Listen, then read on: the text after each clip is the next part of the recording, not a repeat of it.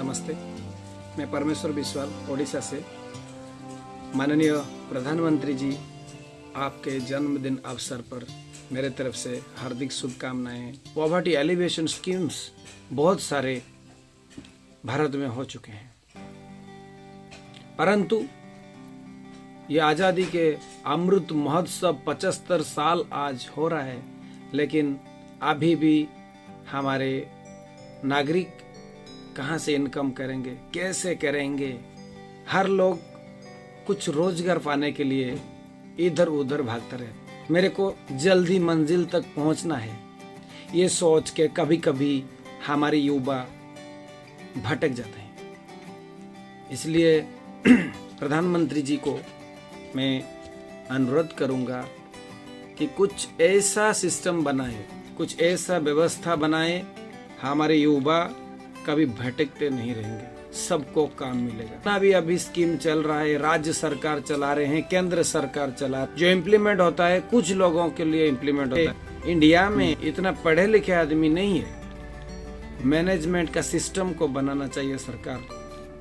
सरकार सिर्फ मैनेजमेंट करेगा तो ये इंडिया अभी आज जो 5वें नंबर स्थान पे आया है, वो 1-2 साल के अंदर 1 नंबर में आ जाएगा, ये गारंटी मैं देता हूँ। एक ही स्कीम, जितने भी वेलफेयर स्कीम चल रहा है, जैसे कि पंचायत राज हो, आप फिशरी डिपार्टमेंट हो, कहीं पे भी सब्सिडी देना नहीं पड़ेगा हमको। सिर्फ एक ही स्कीम बनाना है, सिर्फ एक, वो है एम्प्लॉयमेंट। अगर एम्प्लॉयमेंट सबको दे देंगे तो कुछ सब्सिडी देने की जरूरत नहीं है, कुछ बीपीएल आदमी को घर देने की जरूरत नहीं है, उनको राइस देने की जरूरत नहीं है, उनको स्टाइपेंड देने की जरूरत नहीं है, कुछ भी नहीं चाहिए। अगर हम सबको एम्प्लॉयमेंट दे दें तो ये एक हमारे लिए चैलेंज है। मैनेजमेंट छात्र छात्री को इसके बारे में सोचना चाहिए, फॉरेन में क्या हो रहा है इसके बारे में सोचना चाहिए,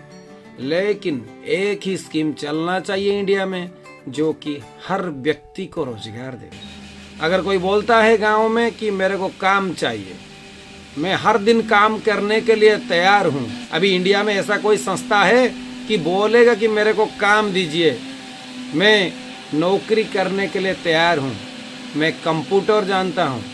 कोई बोलेगा मैं राजमिस्त्री हूं, कोई बोलेगा मैं कारपेंटर हूं, या कहीं भी दीजिए, मैं करने के लिए तैयार हूं।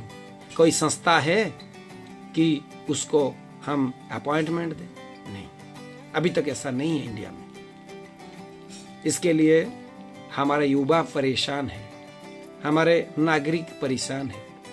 हमको ये करना है, मैं सभी गवर्नमेंट को बैठ के, लोकसभा विधानसभा सभी एमपी एमएलए को रिक्वेस्ट करूंगा, सब बैठ के सोच के हिसाब निकाल के आईआईटी के साथ, अर्थनीतिज्ञ के साथ ऐसा स्कीम बनाइए जहां पे हर लोगों को रोजगार मिलेगा, बिना कोई आर्थिक एडॉप्शन में।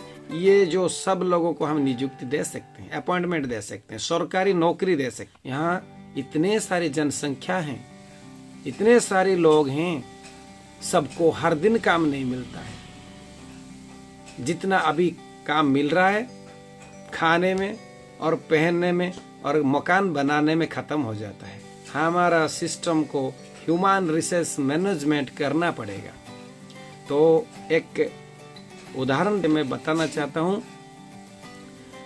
कोई भी सेक्टर हो जहाँ पे सब्सिडियाज मिलते हैं, जहाँ पे हमारा लोगों को सुविधा दिया, हमारा एग्रीकल्चर डिपार्टमेंट को हम कृषि जो यंत्रपाति है उसको हम कम रुपया में देते हैं या फिर सब्सिडीज में देते हैं, लेकिन उससे जो बेनिफिट हो रहा है उससे 1000 गुना बेनिफिट हो सकता है अगर हम गांव में फार्मर को, गांव में लेबर को सरकारी नौकरी दें। नागरिक जो भी इंटरेस्टेड हैं उनको रोजगार देने के लिए मिनिमम जो स्केल है 18,000 देंगे और उनको सरकारी कर्मचारी का मान्यता देंगे। तो हम इतने नौकरी कैसे देंगे, यही सबसे बड़ी आह्वान है।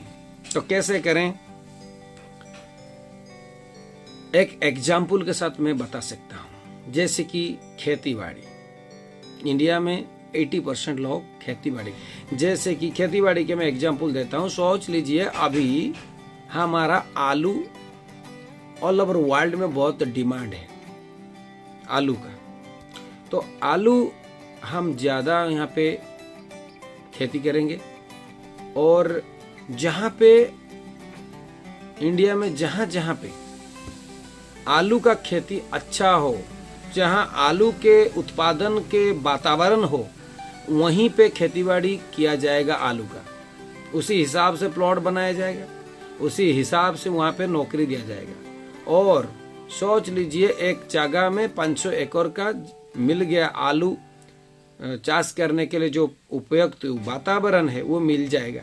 फिर वहीं पे हम क्या करेंगे, अच्छे से उसी तरह का एरिया सिलेक्शन करके जितना हमारे लिए दरकार है, वर्ल्ड के लिए जितना दरकार है, जितना आवश्यकता है, उसी हिसाब से हम उत्पादन करेंगे।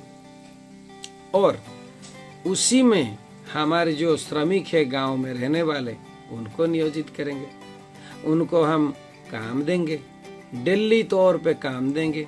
आओ अपनी नजदीक खेतों में काम करो, डेली काम करेंगे, महीना में सैलरी का सिस्टम रख देंगे। वहाँ पे मैनेजमेंट के लिए सुपरवाइजर रखेंगे। फिर वहाँ पे जो अभी काम कर रहे हैं एग्रीकल्चर जो ऑफिसर हैं, उनको भी वहाँ पे रखा जाएगा।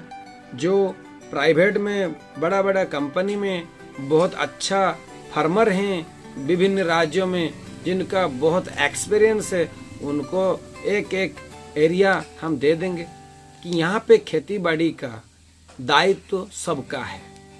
अपने गांव का अपना जमीन है और उसी जमीन में अपना खेत को आप लग के काम कीजिए, यूनाइटेड होके कीजिए, संघबद्ध होके कीजिए, और जितना प्रॉफिट होगा उसमें आप अपना पगार ले लीजिए। अगर लॉस होता है तो गवर्नमेंट उसको भी देगा, अगर प्रॉफिट होता है तो वहाँ से भी गवर्नमेंट को भी अपना जो हिस्सा जाएगा, और उसी से भी हर लेबर लोग, कर्मचारी लोग जो भी उसमें इन्वॉल्व हैं, उनको भी बोनस मिलेगा। ऐसा सिस्टम करने से वर्ल्ड में इंडिया 1 नंबर हो सकता है, 1 नंबर पोजीशन हो सकता है। जैसे कि मैंने बोला, आलू अगर फॉरेन में हर जगह चलता है, सब लोग खाते हैं, और आलू का रेट अभी सोच लीजिए 20 रुपया हो, इतना खेती बाड़ी हम करेंगे, आलू हमको 5 रुपया में मिल जाएगा। और वर्ल्ड में हम व्यापार करने के लिए जाएंगे, वहाँ पे हम 10 रुपया में देंगे, तो वर्ल्ड मार्केट भी हमारा होगा। इतना प्रोडक्शन होगा और इतना सस्ते में हम देंगे। हो सकता है कभी लॉस भी हो सकता है, 1 साल 2 साल लॉस भी हो सकता है, मेरे को मालूम नहीं, ये सब साइंटिस्ट लोग बैठ के करेंगे। लेकिन ऐसा हो सकता है वर्ल्ड का मार्केट हम लेंगे। आलू के लिए कोई भी देश में खेती बाड़ी नहीं होगा। क्यों? खेती बाड़ी करने से 10 रुपया खर्चा चला जाता है, फिर रिस्क भी रहता है। लेकिन अगर हम 9 रुपया में आलू हर मार्केट को सप्लाई करेंगे, तो कोई आलू उत्पादन ऑल वर्ल्ड में नहीं होगा, हम राज करेंगे ऑल वर्ल्ड में। ऐसा बहुत सारी चीजें हम बना सकते हैं फैक्ट्री में, जैसे कि चाइना कर रहा है, राखी के टाइम में कर रहा है, दीपावली के टाइम में कर रहा है। बहुत सारी चीजें ऐसे चाइना से आ रहा है जो कि बहुत सस्ता में मिल रहा है, और इतना सस्ता में मिल रहा है, हमारे कारीगर जो इंडिया में हैं उनका हाथ बंद हो गया। वो कारीगर जो है, कोई छोटा छोटा कंपनी है, फैक्ट्री है, बंद हो गया। क्यों? क्योंकि वो जो कंपनी छोटा छोटा कारीगर हैं, वो जो बनाते हैं कुछ भी चीज लिमिटेड है, 1000, 2000, लाख, 2 लाख। लेकिन चाइना जो चीजें बना रहा है करोड़ करोड़ करोड़ की संख्या में, और ऑल वर्ल्ड को मार्केट बनाया है, ऑल वर्ल्ड का मार्केटिंग वो कर रहा है, तो इसलिए वो सस्ता में दे सकता है। तो अगर हमारे पास इतना लोग हैं, हम कम सैलरी देके, कम पगार देके यहाँ पे काम अच्छा कर लेंगे, तो हम क्या करेंगे, तो हर प्रोडक्शन को बढ़ाएंगे। गांव में, टाउन में जो भी है, हर लोग को एंगेज करेंगे। ये देश 1 साल के अंदर वर्ल्ड के 1 नंबर देश हो जाएगा, ये मैं दावा के साथ करता हूँ। और इस जन्मदिन के अवसर पर प्रधानमंत्री महोदय जी को इसके बारे में सोचने के लिए थोड़ा रिक्वेस्ट करता हूँ। जय हिंद, जय भारत, जय हिंद।